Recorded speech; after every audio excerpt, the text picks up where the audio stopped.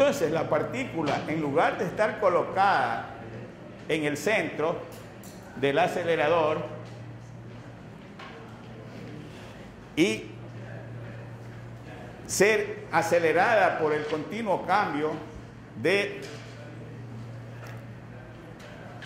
polaridad de lo que llamamos D, entonces ahora lo que vamos a tener es que la partícula que está aquí, suponiendo que sea como en el caso anterior una partícula positiva, ¿ya?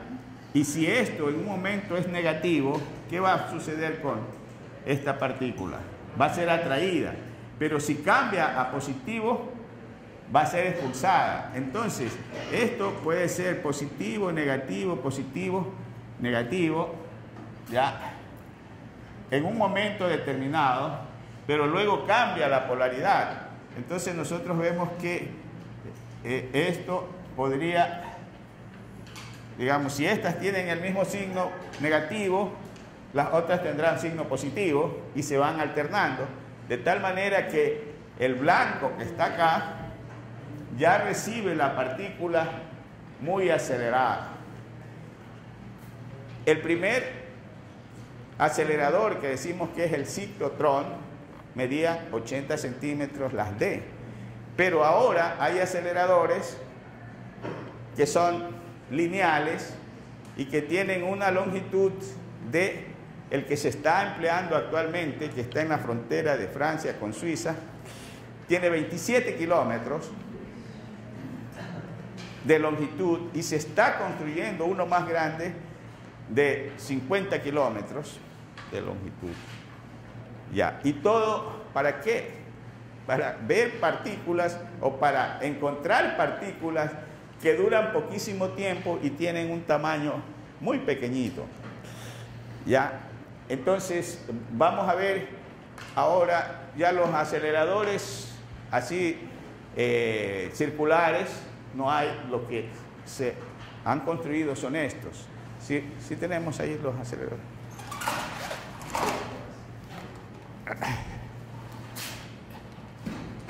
A ver, vamos a ver. El ciclotrón, que decimos ya, visto aquí con las dimensiones apropiadas, ¿no?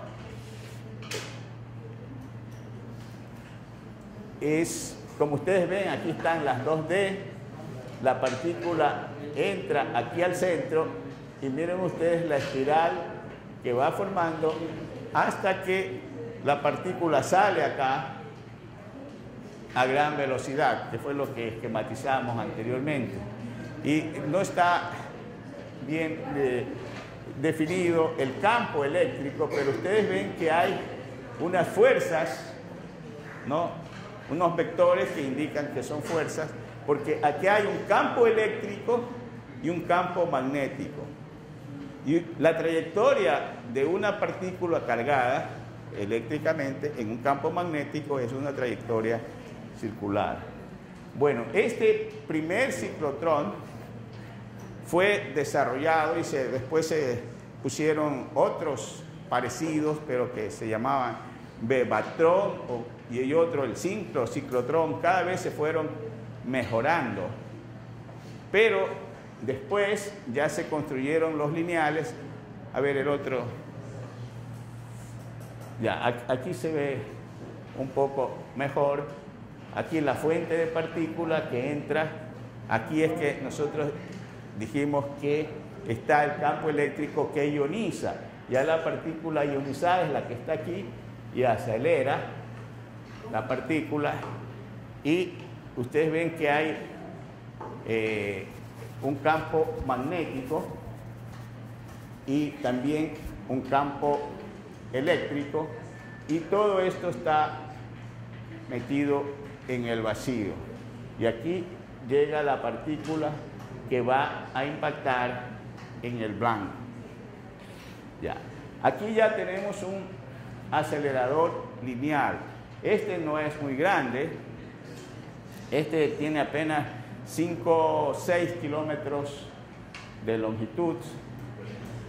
¿Ya? Y aquí se han hecho muchos descubrimientos pero el que se está actuando, el que está investigando más actualmente es el que está en la frontera de Francia con Suiza, y ese es uno lineal que no está aquí. Veamos algo de ese acelerador. Ustedes ven aquí, si se alcanza a ver algo. Parte del interior del túnel, ¿no? Como son grandes, esto hay rieles por los que se mueven las personas, y todo esto, ¿a qué lleva? Aquí se hacen observaciones durante años, se están haciendo observaciones antes de descubrir una partícula que desaparece. Y todos son estudios estadísticos que se hacen para determinar si es realmente correcta la apreciación de que se ha descubierto nuevas partículas. En las investigaciones que se hicieron para descubrir el último quark, ahí participó un profesor de la Universidad de San Francisco, ¿no? Porque estos quarks primero se idealiza, se formula un modelo. Había el modelo de que debían existir seis quarks, se habían encontrado 5, y buscando el último, ahí participó un profesor de la Universidad de San Francisco. Ya, fue el top, el quark top. Hay 6 quarks, top, down, los nombres en inglés.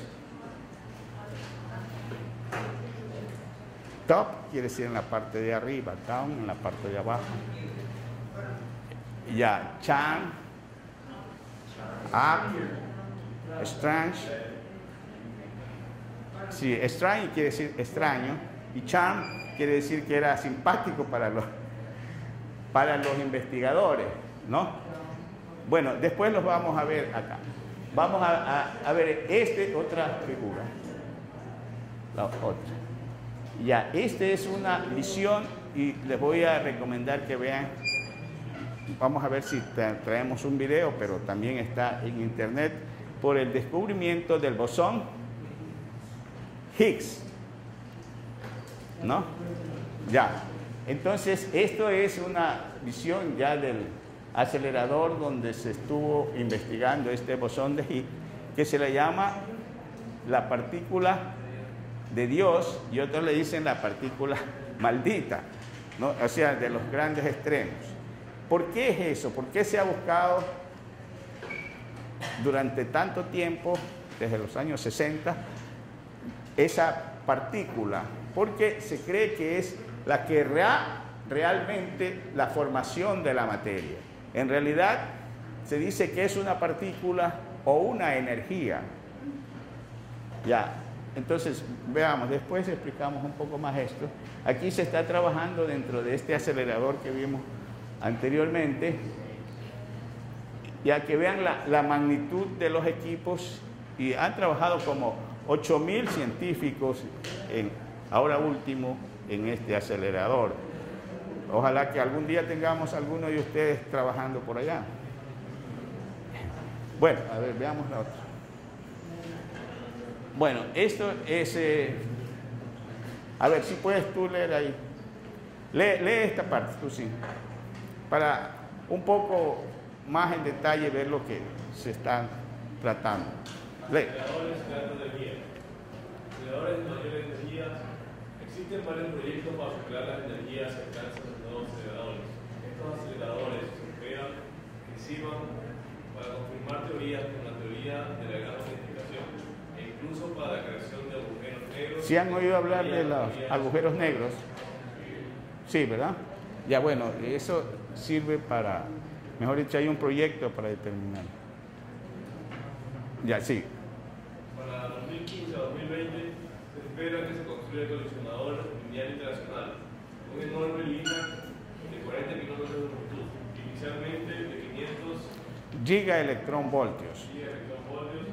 Que se ampliarían hasta un teraelectronvoltios. Un teraelectrón, sí. Este acelerador utilizará un láser enfocado en un fotón Cátodo. para la generación de electrones. El 2007 no se había decidido aún qué nación era el organismo. Ya, bueno, estos son de los proyectos, ¿no?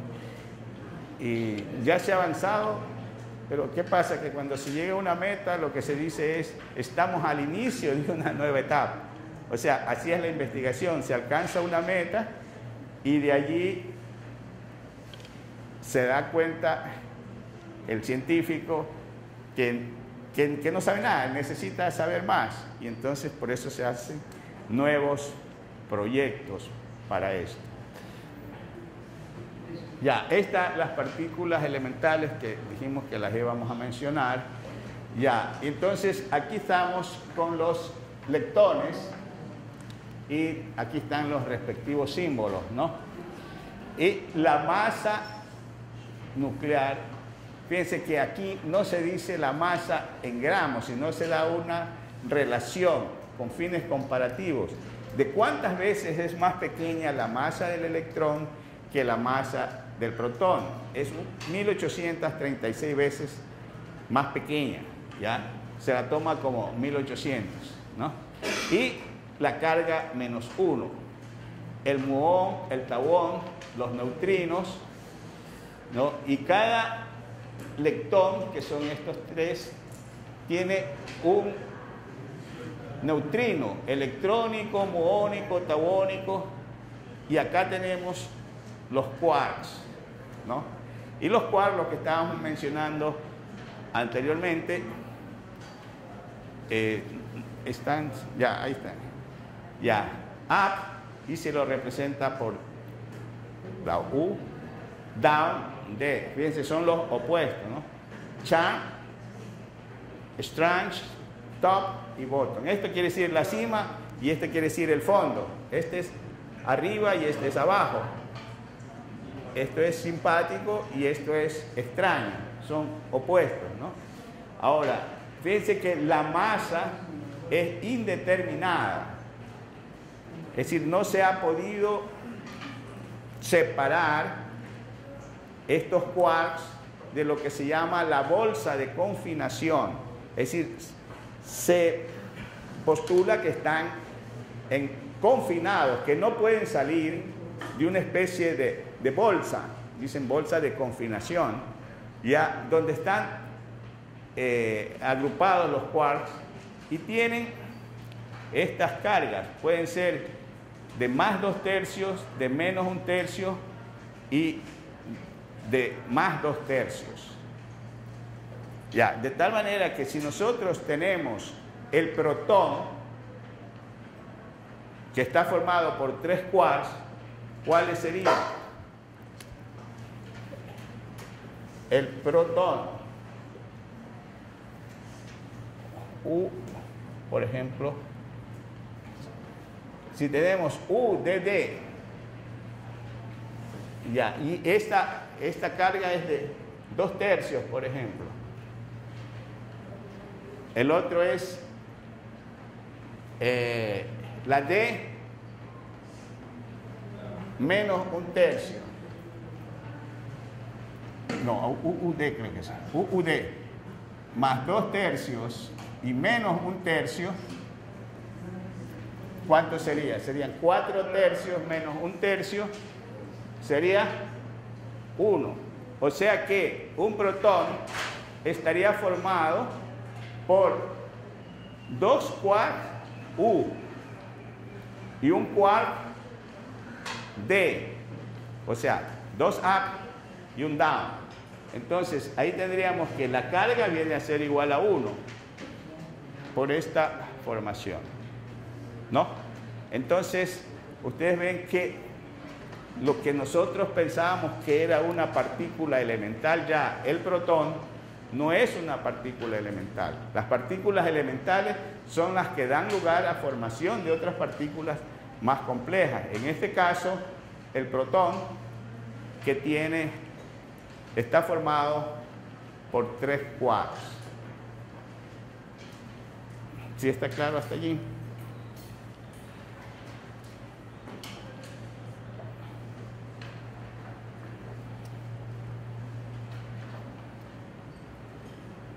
Ahora, veamos la otra. Ya. Además de los leptones, de los quarks, tenemos los bosones vectoriales, ¿ya? Y el fotón,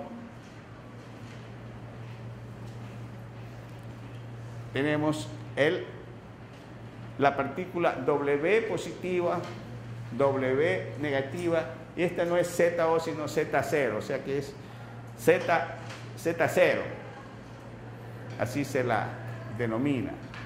Ya. Además de esto tenemos los hadrones o bariones, que ahí estaría, por ejemplo, lo que vimos actualmente, el UUD, el protón, 2/3 más 2/3 menos 1/3, y el UDD, que sería el neutrón, porque sería U 2/3 y D menos 1/3 y menos 1/3, entonces queda cero de carga. Este sería el neutrón. Después los mesones, que pueden estar formados por quark, antiquark, los piones y los kaones. Todas estas son energías realmente, ¿no?, que actúan sobre los protones, sobre los neutrones, y están constantemente produciendo esta reacción que dijimos acá, ¿no? Porque esta reacción puede revertirse, ¿no? Y tenemos que un protón más un electrón nos darían un neutrón, ¿verdad? Entonces están apareciendo y desapareciendo estas partículas y cambiando constantemente de signo o de carga. Ya. Bueno, vamos a cambiar, digamos, el tema. Habíamos señalado aquí que íbamos a ver los aceleradores de partículas. Ahora vamos a ver qué son los reactores nucleares, lo que es lo que en la práctica hay más construidos en el mundo. De aceleradores de partículas hay pocos, pero de reactores nucleares sí hay bastantes. Vamos a ver eso, pero previamente vamos a ver algo acá. Vamos a ver los temas que vamos a tratar ahora ya como aceleradores de partículas. Ya, tenemos los reactores nucleares.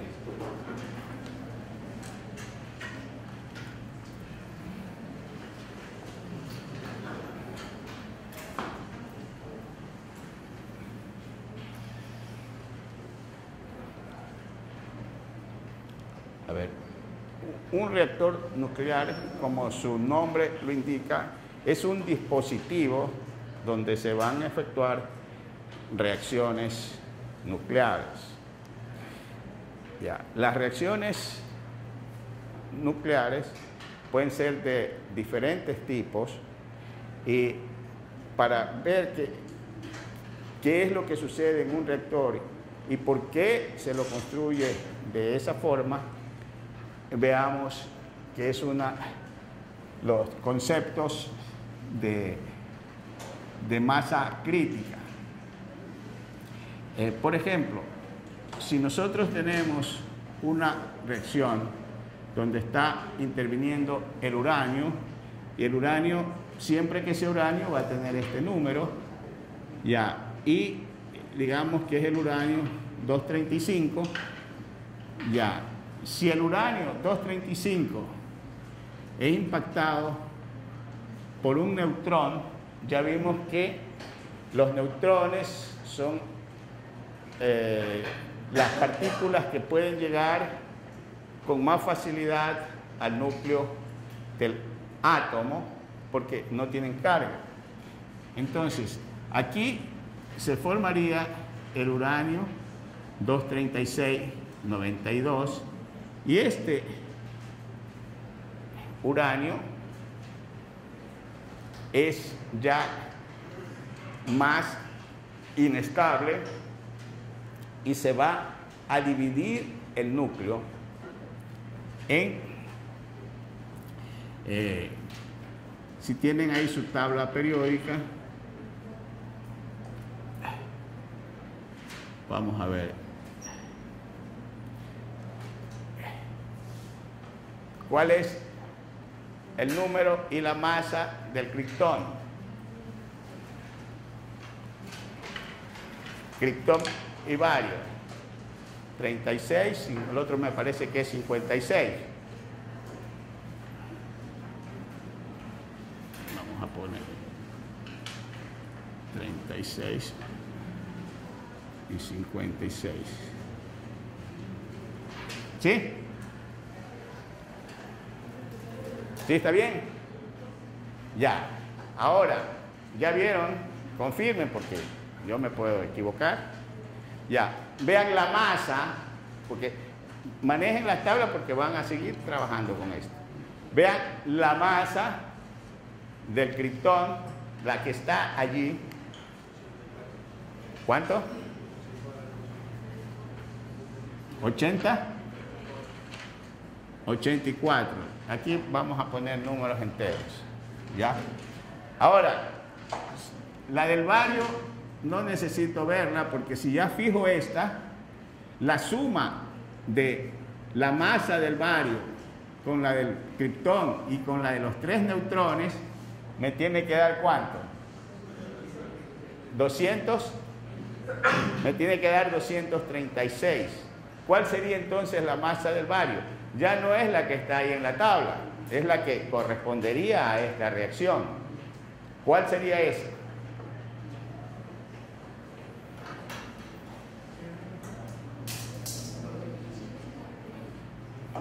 Vea cuál está en la tabla y vea cuál es la que está allí. 142. Aquí tiene que dar 236. Ya. 149. Ya. Entonces, ustedes van a tener que hacer estos cálculos después. 84 más 149 más 3 por 1 tendría que dar en total 236. Esta reacción se llama una reacción de fisión. ¿Qué quiere decir fisión? Fisión quiere decir que se divide, que se parte. Ya, a veces en las paredes decimos que hay fisuras, ¿verdad? Ya, esa es una reacción de fisión. Si yo pongo en cambio esta reacción,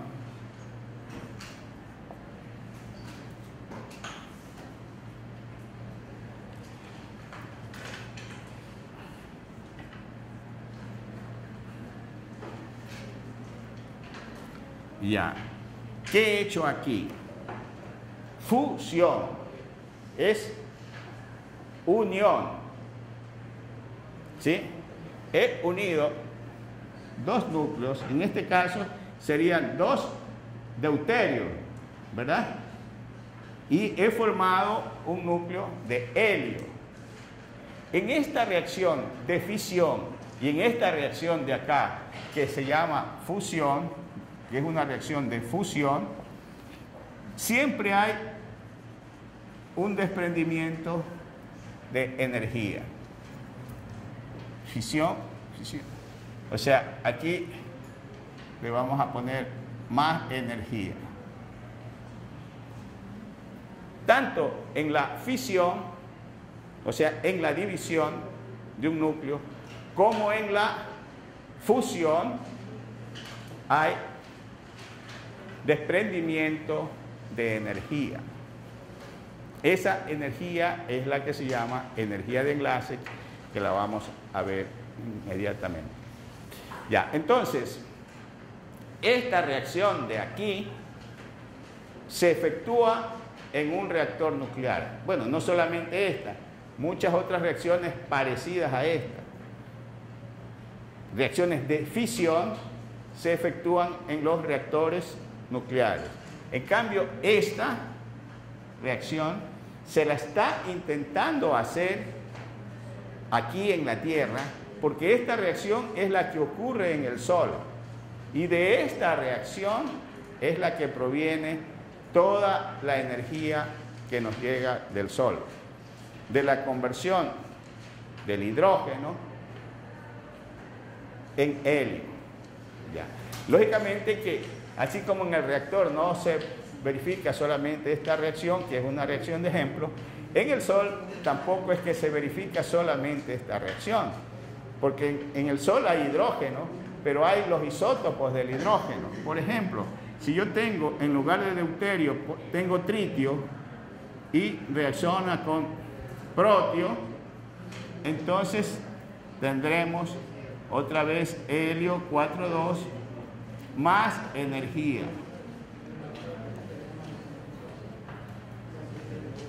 Ya. Entonces yo puedo hacer reaccionar protio más deuterio, protio más tritio. Todas estas reacciones ocurren normalmente en el Sol. Ya. Y lo que el hombre que está necesitando energía, lo que ha logrado hacer es esta reacción, que es altamente contaminante, porque los desechos radiactivos que quedan después del funcionamiento de un reactor duran muchísimo tiempo. Y el uranio que se necesita también es un isótopo muy peligroso que tiene, vamos a mencionar aquí, el uranio, ya, el tiempo de vida media, o sea, ¿qué es un tiempo de vida media? El T medio que se llama. Tiene 4,5 por 10 a la 9 años. Es decir, 4.500 millones de años tarda este isótopo en llegar a la mitad de su concentración inicial.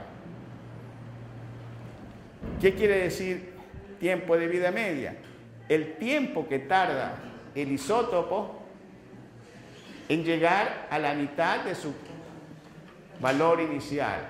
Es decir, que si yo en este momento tengo 1 kilo de uranio, pasarán 4.500 millones de años para que ese isótopo se desintegre y llegue a ser medio kilo. ¿Sí? Bueno, entonces ustedes pueden ver cuál es el riesgo de trabajar con uranio. Sencillamente que si se contamina con uranio, no va a haber tiempo de ver cuándo se descontaminó, ¿verdad? Ya, porque el tiempo de vida media es muy grande. Ya, estos tienen tiempos de vida media menores, no son pequeños, pero sí son menores. Pero esta es la razón por la cual los reactores nucleares ya se han construido muchos por la energía que dan, pero ¿qué es lo que ocurre?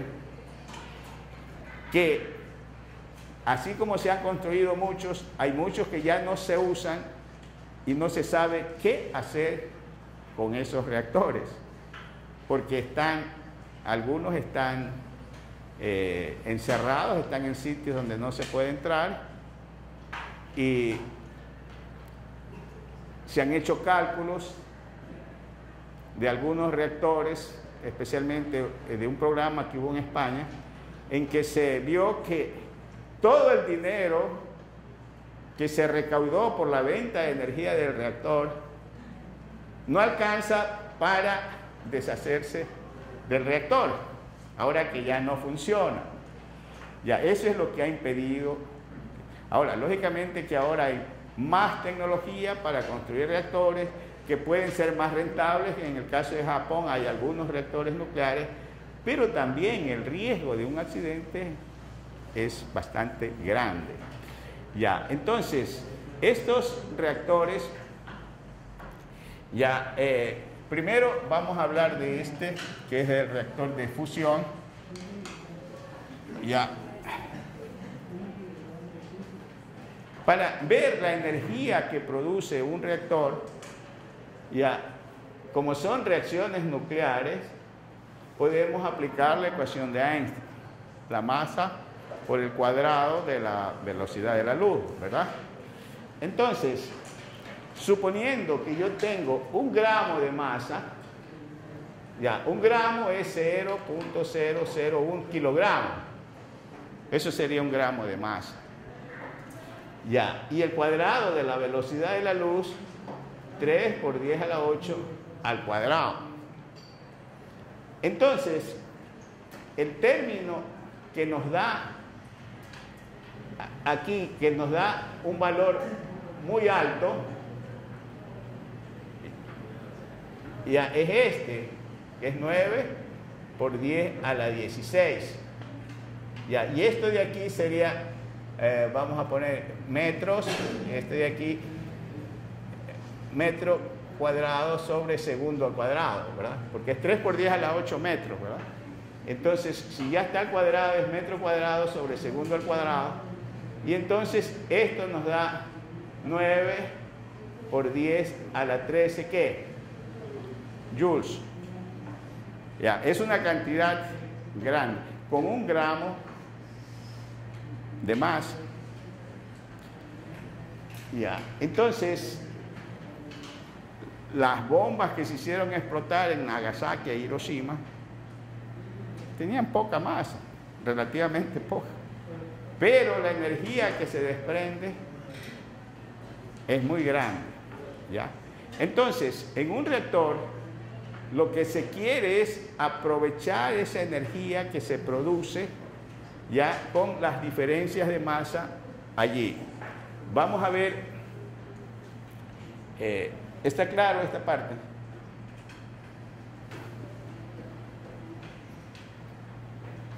Sí. Habíamos puesto unas masas de protón y sí las tienen ahí, ¿verdad? Ya, entonces vamos a ver qué es lo que ocurre cuando nosotros podemos efectuar una reacción como esta de las que ocurre en el Sol. Si no hay más preguntas allí, vamos a ver, utilizar esos datos que ustedes copiaron y a ver si ustedes mismos hacen el ejercicio. Ya, habíamos puesto que la masa del helio, del núcleo de helio, ¿cuánto era? A ver, vamos a poner 4,0015 unidades de masa atómica. La masa del protón, ¿cuánto tenemos? 7,28. Y la masa del neutrón es 1,008336. 1,008336, ¿no? Ya. Uma.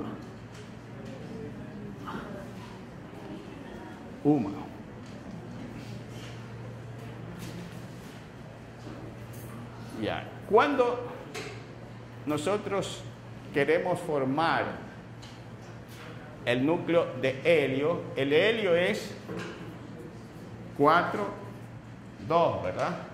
Entonces, este número de aquí nos indica el número de masa. Y si hay 2 protones, esto nos indica el número de protones, ¿verdad? Si hay 2 protones, ¿cuántos neutrones habrá? 2 neutrones. Entonces, si nosotros calculamos la masa de 2 neutrones, es igual a 2 por 1,008336.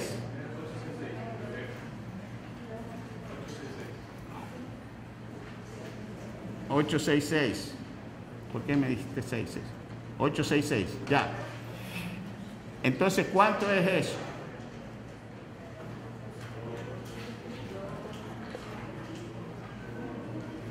Por 6, 12, 2 por 6, 12 y 1, 13, 2 por 8, 16, 1, 17. ¿Está bien? Ya. Ahora, si tenemos la masa de 2 protones, esto es igual a 2 por 1, 0, 0, 7, 28, y eso es igual a 2 por 8, 16, 2 por 2, 4 y 1, 5, 2 por 7, 14, es igual a 2, 0, 14, ¿no? Por 8, 16, 2 por 2, 4 y 1, 5, 2 por 7, ¿ah?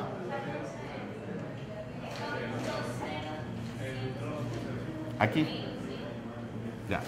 Ok, entonces, la masa total, si yo quiero formar helio, cojo 2 protones y cojo 2 neutrones y los uno, ¿cuál sería la masa que tendría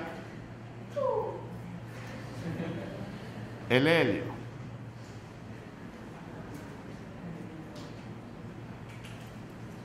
Ya.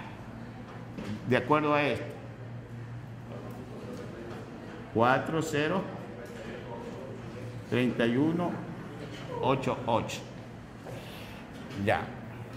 Entonces, aquí vemos que no se cumple que la suma de las partes es igual al todo, porque si cogemos el núcleo de helio ya formado, tenemos, esta es la masa, pero la suma de las partes es mayor, o sea que hay un delta M.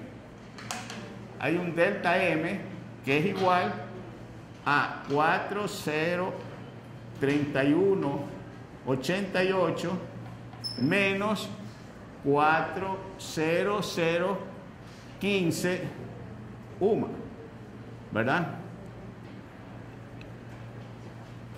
¿Eso cuánto es?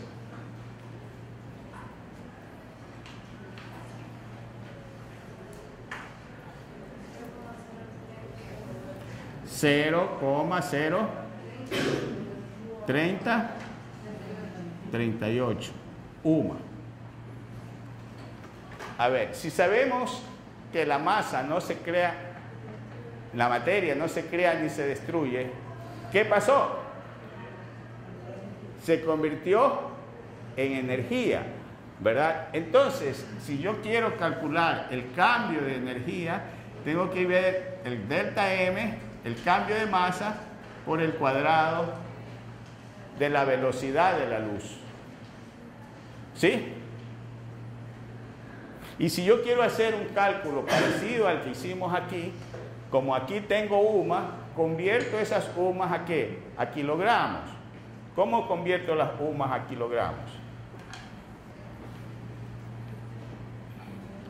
Tengo 0, 0, 30, 38 UMA y multiplico por un factor que acá tengo kilogramos, ya, y un kilogramo, ¿cuántas UMA tiene? 6, 0, 22 por 10 a la 26 UMA. Y entonces, ¿cuántos kilogramos tengo? ¿Cuántos kilogramos me representan estas UMA?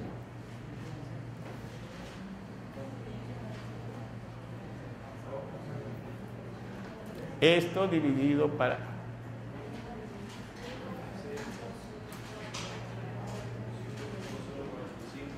5,045 por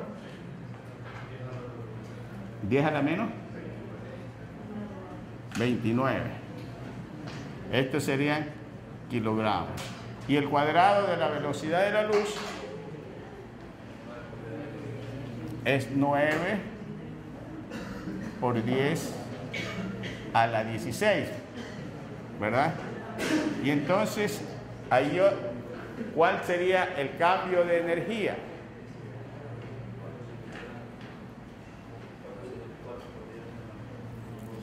454 por 10 a la menos 2.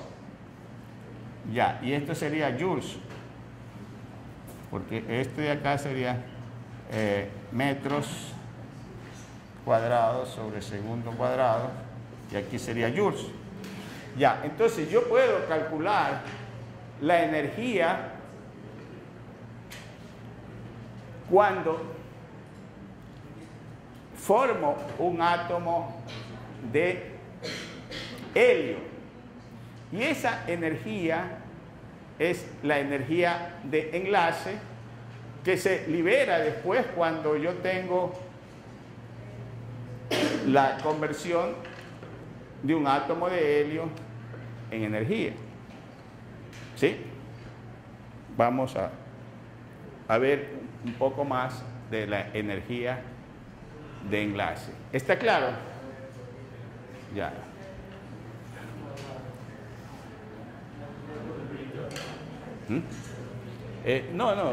Vamos a seguir, después vemos con el proyector. Hay cosas que no las puedo explicar con el proyector y hay cosas que no las puedo explicar con una pizarra. Ya vamos a ver el proyector. Ya, entonces, ¿está claro hasta allí? Ya, esa energía de enlace es variable. Explicamos esto porque luego vamos a ver lo que es el reactor.